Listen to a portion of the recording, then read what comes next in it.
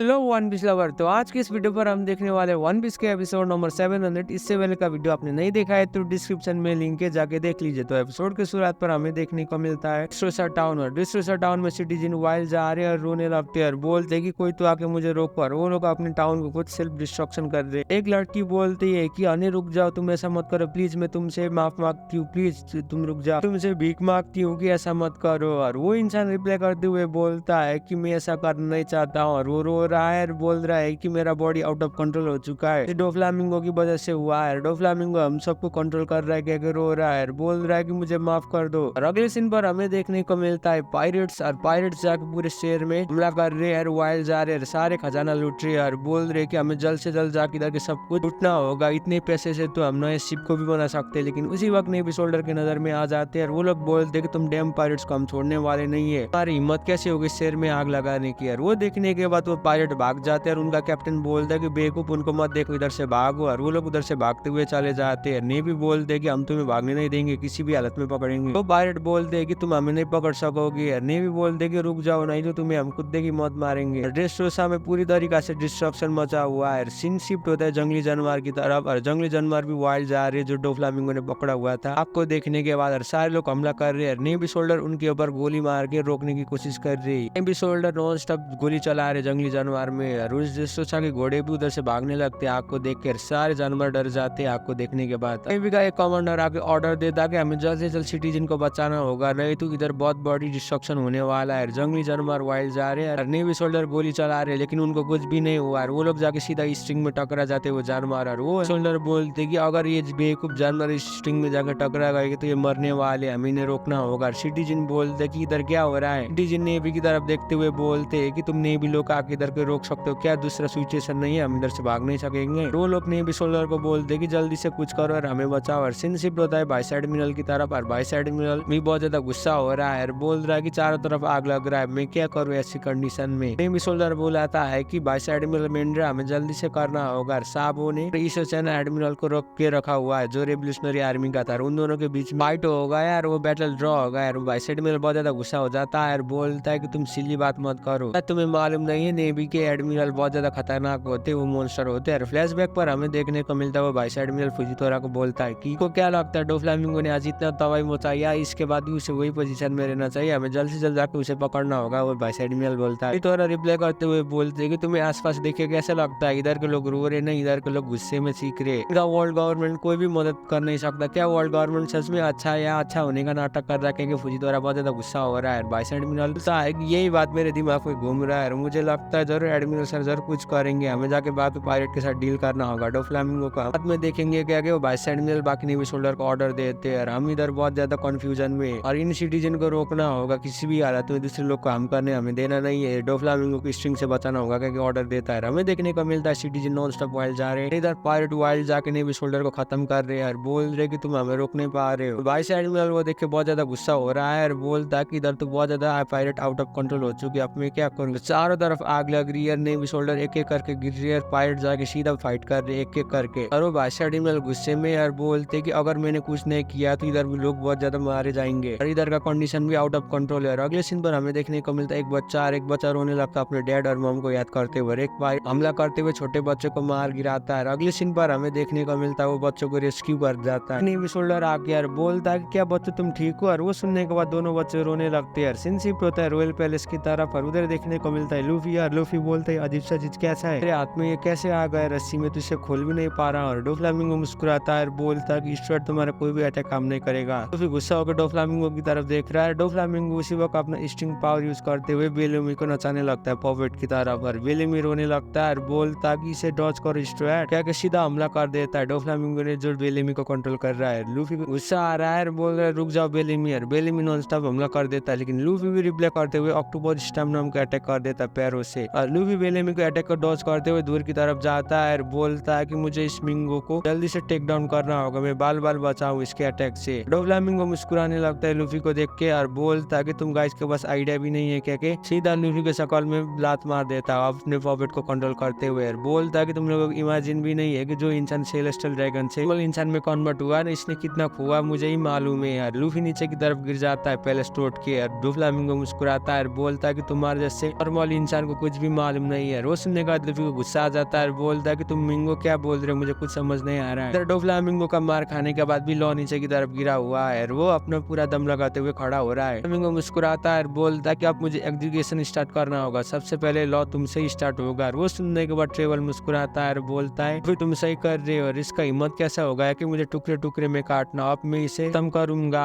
वो डोफ्लामिंगो बोलता है कि ट्रेवल को मैं भी तुमसे बहुत ज्यादा डिसअपॉइंटेड हो गए, तुम कैसे आ सकते हो ऐसे बेवकूफ से। लॉर्ड डोफ्लामिंगो की तरफ देखते हुए पूछता है कि तुम फॉर्मर सेलेस्टियल ड्रैगन हो होली लैंड मरीजुआ के, क्योंकि तुम्हारे पास इतना पावर कैसे, जो CP0 वर्ल्ड गवर्नमेंट का अंडर में काम करता था, वो जो तुम्हारे लिए काम करने लगा, लोगों को तुमने क्यों एक्शन में लाया, क्या पूछता है। वो सुनने के बाद डोफ्लामिंगो मुस्कुराता है, बोलता है कि अभी भी तुम्हारे पास इच्छा है डिटेल में सब कुछ जानने के लिए। मरने से पहले होली लैंड मरीजुआ के मैंने ऐसा नेशनल ट्रेजर को देखा है कि मैं बहुत ज्यादा पावरफुल हुआ। और वो सुनने के बाद लॉ बोलता है कि नेशनल ट्रेजर होली लैंड मरीजुआ के, तुम क्या बोल रहे हो, मैंने होली लैंड मरीजुआ में ऐसा ट्रेजर को देखा कि पूरे वर्ल्ड को हिला सकता है। मिस होली लैंड मरीजुआ से मैं बाल बाल बच के इधर आया हूँ। फ्लैशबैक पर हमें देखने को मिलता है होली लैंड मरीजुआ के गार्ड आगे डोफ्लामिंगो को मारने की कोशिश कर रहे हैं। सीन शिफ्ट होता है प्रेजेंट में। फ्लामिंगो बोलता है कि ऐसे खतरनाक जगह से मैं बाल बाल बच के आया हूँ, और वो लोगों ने मुझे मारने की भी कोशिश किया, लेकिन मैं मारा नहीं हूँ। इसके बाद मैं सेलेस्टियल ड्रैगन को पूरी तरीका से ब्लैकमेल कर सकता हूँ, और मुझे ओपे नोमी का पावर और वो नेशनल ट्रेजर मिल गया था, तो मैं होली लैंड मरीजुआ में कोई मचाने वाला था, और मैं उधर का राजा बनने वाला था। डोफ्लामिंगो लॉ की तरफ देखते हुए बोलता है कि तुम्हारे पास ऐसा खतरनाक पावर है, तुम्हें मालूम है क्या? डोफ्लामिंगो पूछता है। डोफ्लामिंगो ये भी बोलता है कि ओपे नोमी डेवल फुट अगर मेरे आदमी के पास होता था तो मैं इसका पावर पूरी तरीका से यूटिलाइज कर सकता था, लेकिन तुम मेरे साथ आके हाथ मिलाओगे तो पूरी वर्ल्ड को डिस्ट्रक्शन कर सकते हैं। लॉ रिप्लाई करते हुए बोलता है मुझे अच्छी तरीका से मालूम है, लेकिन मेरे पास इंटरेस्ट नहीं है क्या कि लॉ उसे रिप्लाई करता है। डोफ्लामिंगो बोलता है कि तुम्हारे पास ऐसा ग्रेटेस्ट पावर है कि उसे ढूंढने के लिए मैं पूरी अपनी लाइफ को दाव में लगा रहा था। लॉ रिप्लाई करते हुए बोलता है कि अगर मैंने एक सर्जरी कर दिया तो तुम मरने वाले, पर मुझे ऐसी पावर की जरूरत नहीं है लोगों को डिस्ट्रक्शन मचाने के लिए। डोफ्लामिंगो मुस्कुराता है, बोलता है कि इसलिए मैं डेविल फ्रूट तुम्हें खाना देना नहीं चाहता था, क्योंकि तुम काइंडनेस से पे करने वाले नहीं थे। लॉ बोलता है मुझे माफ कर देना, क्या हमला कर देता है। डोफ्लामिंगो भी अपना स्टिंग पावर से हमला कर देता है, बोलता है कि ये तो डियामोंटे का शॉर्ट ब्लेड टेक्निक है। बुलेट स्टिंग नाम का अटैक कर देता है डोफ्लामिंगो, और डोफ्लामिंगो भी रिफ्लेक्ट करते हुए लॉ हमला कर देता है। अगली बार आर्मानेंट हॉकी वाला किक देता है, लॉ भी रिप्लाई करते हुए उसे आर्मानेंट हॉकी वाला किक देता है। वो बोलता है कि ये लाउजी का टेक्निक है। और दूसरा अटैक करते हुए रूम इंजेक्शन शॉट नाम का अटैक कर देता है। वो देखे डोफ्लामिंगो स्ट्रिंग से रोक लेता है, बोलता है कि ये तो ग्लेडियस का अटैक है। लॉ का अटैक को डोफ्लामिंगो डॉज करते हुए ऊपर की तरफ जाता है, बोलता है कि तुम हमारे साथ ही रह के हमारे अटैक को सीख के हमारे ऊपर ही हमला कर रहे हो। रिप्लाई करते हुए बोलता हाँ, मैं कोराज होने की वजह से आज जिंदा हूँ, इसलिए मैं तुम्हारे आंखों में आंखें जुटा के हमला कर रहा हूँ। और डोफ्लामिंगो मुस्कुराते हुए उसकी तरफ हमला कर रहा है। बहुत ज्यादा खुशनसीब हूँ कि मैं तुम्हारे से जानवर के अंदर काम नहीं किया। फ्लैशबैक पर हमें देखने को मिलता है 10 साल लॉ जो ड्वाइट टाउन से सिंगल सर्वाइवर है, जो 16 साल पहले नॉर्थ ब्लू का लोकेशन में था। देखने को मिलता है 10 साल का छोटा लॉ जो डियामोंटे और ट्रेबल के साथ लड़ रहा है। बफेलो और BB5 भी सीरियस होकर लॉ की तरफ देख रहे हैं। डोफ्लामिंगो बोलता है कि डियामोंटे इसे खत्म मत करना, ट्राई कर रहा है हमारी फैमिली में आने के लिए। डियामोंटे रिप्लाई करते हुए बोलता है कि तुम जर्क, मुझे मालूम है डोफी। और डोफ्लामिंगो की तरफ देखते हुए बोलता है कि अगर मैंने इसे टेक डाउन कर दिया तो क्या तुम मुझे एग्जीक्यूट बनाओगे तुम्हारी फैमिली में। सुनने के बाद डियामोंटे और ट्रेबल मुस्कुराने लगते हैं, जो डोंगी होटे फैमिली के टॉप एग्जीक्यूटिव होते हैं। बफेलो और BB5 भी जोरों जोरों से हंसने लगते हैं। ट्रेबल बोलता है कि बच्चे क्या तुम सीरियस हो? और लॉ बोलता है कि तुम लोग हंसना बंद करो, मैं बहुत ज्यादा सीरियस हूँ। ट्रेबल बोलता है कि क्या तुम इंसान को खत्म कर सकते हो ऐसे स्पिरिट में? और वो बोलता है कि मैंने तुम्हें बताया कि ऑलरेडी मैंने बहुत बड़ा एक्सप्लोजन किया है, मैं जल्दी मरने वाला और मैं किसी से भी नहीं डरता हूँ। और वो सुनने के बाद डोफ्लामिंगो भी मुस्कुराने लगता है। या मुंडे को बहुत ज्यादा गुस्सा आ जाता है और वो लॉ की तरफ देखते हुए बोलता है कि तुम हमारे जैसे पायलट के साथ आके पंगा मत करो, क्या लात मार के उसे नीचे की तरफ गिरा देता है। लॉ मार खा के दूर की तरफ गिर जाता है। वो देखने के बाद BB5 और बफेलो शॉक हो जाते हैं और बोलते हैं कि ये तो बहुत बड़ा बात कर रहा था, खत्म हो चुका है। BB5 अब हमें जाके खेलना होगा बोलते ही यार। BB5 भी बोलते ठीक है बफेलो। मार खा के नीचे की तरफ गिरा हुआ है। डियामोंटे और ट्रेबल देख रहे हैं। लॉ बोलते हैं कि डेविड पे इन बेवकूफ के साथ मार के कैसे गिर सकता हूँ। अगले सीन पर हमें देखने को मिलता है कि डोफ्लामिंगो ने लॉ को इनवाइट कर लिया है। डियामोंटे और ट्रेबल लॉ की तरफ देखते हुए बोलते हैं कि तुम्हारे जैसे बच्चे के पास हमारे कैप्टन डोफी के साथ टाइम नहीं है। और डियामोंटे बोलते कि हम दोनों समझ सकते, तुम ज्यादा नहीं जी सकते। और उसी वक्त ट्रेबल बोलता है कि कब तक जियोगे? रॉ रिप्लाई करते हुए बोलता है कि मैं 3 साल 2 महीने तक जीवित रह सकता हूँ, ऐसा डॉक्टर बोल रहा है। और बोलता है कि मेरा मरने वाला फादर भी डॉक्टर है और उसका मैंने मेडिकल रिपोर्ट में ऐसे ही देखा था। डियामोंटे बोलता है कि ये ब्राड तो बहुत ज्यादा स्मार्ट है। लॉ बोलता है कि तब तक मैं सब कुछ खत्म करना चाहता हूँ इन 3 सालों में। वो सुनने के बाद ट्रेबल और डियामोंटे मुस्कुराने लगता है, दोनों चिढ़ाने लगते हैं और बोलते हैं कि क्या तुमने अपने दिमाग को खोलिया? ट्रेबल बोलता है कि मैं अपने हंसी को रोक नहीं पा रहा हूँ। डियामोंटे बोलता है कि हम छोटे बच्चे को भी एक्सेप्ट करते हैं, हमने 100 से भी ज्यादा बच्चों को एक्सेप्ट किया, लेकिन सारे बच्चे इधर से 2 दिन में भाग लग जाते हैं। ट्रेवल बोलता है कि क्या तुम्हें चलेगा, लॉ रिप्लाई करते हुए बोलता है ठीक है। इसी वक्त हमें देखने को मिलता है बफेलो और बेबी 5 खिड़की से झांकती है और वो बोलती है कि डियामोंटे सामर। मोंटे बोलता है कि सिर्फ ये 2 ही बच्चे बचे हुए, सारे बच्चे मर गए। अगले सीन पर हमें देखने को मिलता है एक इंसान चलते हुए डोफ्लामिंगो के घर की तरफ आ रहा है। ट्रेवल पूछता है कि क्या हुआ बेबी 5 और बफेलो। बेबी 5 रिप्लाई करते हुए बोलती है कि कोराजन वापस आ गया। हमें देखने को मिलता है कोराजन और कोराजन दरवाजा खोल के अंदर की तरफ आ जाता है। बेबी 5 और बफेलो उछलने लगते हैं और बोलते हैं कि कोराजन आ गए। उसी वक्त कोराजन उनको छप्पड़ मार के नीचे की तरफ गिरा देता है। कोराजन का चाटा खाने के बाद बेबी 5 और बफेलो नीचे की तरफ गिर जाते हैं। लोगो बोलता है कि डोफ केयर नहीं करता अगर तुम बच्चे हो या फिर नहीं हो, लेकिन अगर तुमने सही काम कर दिया यार, तुमने जल्द से जल्द काम कर दिया तो तुम जल्दी एग्जीक्यूट बनने वाले हो। अगर तुम काम किया तो डोफी आके तुम्हें मार देगा। अगले सीन पर हमें देखने को मिलता है बेबी 5 और बफेलो चाय लेते हैं और बोलते कोराजन हमने आपके लिए तुम चाय ले आए यार, ये बहुत ज्यादा गर्म है यार। कोराजन उस चाय को पीने लगता है और वो बहुत ज्यादा गर्म हो जाता है। वो उसे थूक लेता है। बेबी 5 और बफेलो फिरकी लेते हुए मुस्कुराने लगते हैं और उसी वक्त बेबी 5 आके उस फ्लोर को साफ करने लगती है और बोलती है कि कोराजन ने बहुत ज्यादा ट्रबल मचाया है। उसी वक्त ट्रेवल कोराजन को बुलाता है और बोलता है कि क्या तुमने कोराजन अपने काम कर दिया बिना ट्रबल मचाए हुए, अगर तुमने कर दिया तो मुझे पैसा दो। और उसी वक्त कोराजन के नजर में लॉ आ जाता है, बोलता है कि तुम्हारा नाम है। लॉ एक एक पूछता है। हमें देखने को मिलता है कोराजन टॉप एग्जीक्यूटिव होता है डोंकी होटे फैमिली का और वो बहुत ज्यादा स्ट्रांग होता है क्योंकि वो डोफ्लामिंगो का भाई हो जाता है। मोंटी और ट्रेवल बोलते हैं कि ये हमारे कैप्टन का भाई है, इसलिए छोटे में बहुत ज्यादा खतरनाक चीज देखा है इसलिए बोल नहीं पाता है। एडिसन बात बताना भूल गया कि ये छोटे बच्चों को पसंद नहीं करता है, तुम इससे केयरफुल होकर रहना है। उसी वक्त कोराजन आके लॉ को पकड़ के बाहर की तरफ फेंक देता है। लॉ सीधा जाके जंगल में गिर जाता है। लॉ को बहुत ज्यादा चोट आ जाता है। उसी वक्त बफेलो और बेबी 5 अंदर से जागते हैं और बोलते हैं कि ये तो मर गया है, ये तो कचरे के माउंटेन में जाके टकरा गया है। अगले सीन पर हमें देखने को मिलता है लॉ बहुत ज्यादा खून खास के गिरा हुआ है और बोलता है कि उस इंसान को क्या हुआ है, सच में पागल है क्या? कि लॉ बहुत ज्यादा गुस्सा हो रहा है, बोल रहा है कि इसे मैं जरूर सबक सिखाऊंगा और मैं किसी भी हालत में इसे खत्म करूंगा। क्या कि वो कोराजन की तरफ देख रहा है। कोराजन ने चारों तरफ आग लगा दिया है। कोराजन खुद अपने आग में लग के तड़प रहा है। इसी में एपिसोड खत्म होता है। वीडियो कैसे लगा नीचे कमेंट कर दीजिए और चैनल में पहली बार आए तो प्लीज चैनल को भी सब्सक्राइब कर दीजिए। तब तक के लिए सही हो ना रहा।